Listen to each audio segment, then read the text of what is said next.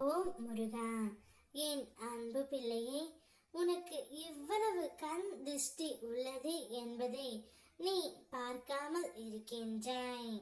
நீ பிறக்கும் போதே என்னிடம் வர வேண்டும் என்று வரம் வாங்கி வந்து தான் பிறந்தாய். ஆனால் நீ எப்பொழுது உன்னிடம் என்னை முழுமையாக ஒப்படைக்க வேண்டும் என்று உனக்கு தெரியாது. ஆனால் உன் கர்ம வினை நன்றாகவே தெரியும். ஆகையால் தான் எனது பெயரையும் நாமத்தையும் கூற கூற என்னை வழிபட முடியாத அளவுக்கு உனக்கு துன்பங்களையும் துயரங்களையும் அள்ளி போட்டு கொண்டிருக்கும் உனது கர்மவினை. அது தெரியாமல் புலம்பிக் கொண்டு இருக்கின்றாய். எத்தனை துயரங்கள் வந்தாலும் உன் வாழ்க்கையில் எந்த நன்மையுமே நடக்காமல் இருந்தாலும் இதுவரை தாங்கி கடந்து வந்து விட்டாய். நானே உன்னை கடக்க செய்தும் விட்டேன்.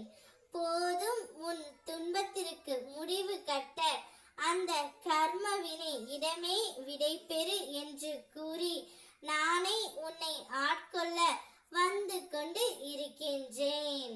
இப்பொழுது நீ செய்யும் வேளையில் உன்னுடைய வீட்டில் உனக்கு அதிகமாகவே கந்திருஷ்டி இருக்கின்றது தங்கமே.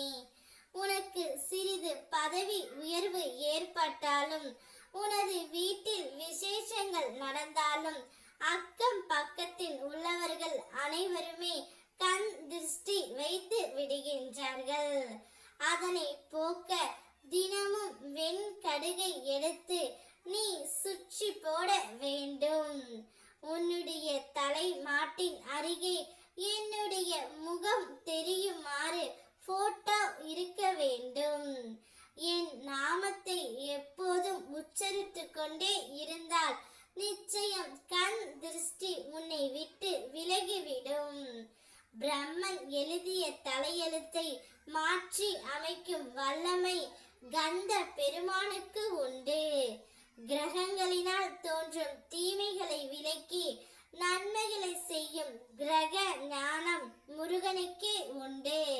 கந்தனை நம்பினோர் வாழ்க்கையில் என்றென்றும் கைவிட பாட்டார்.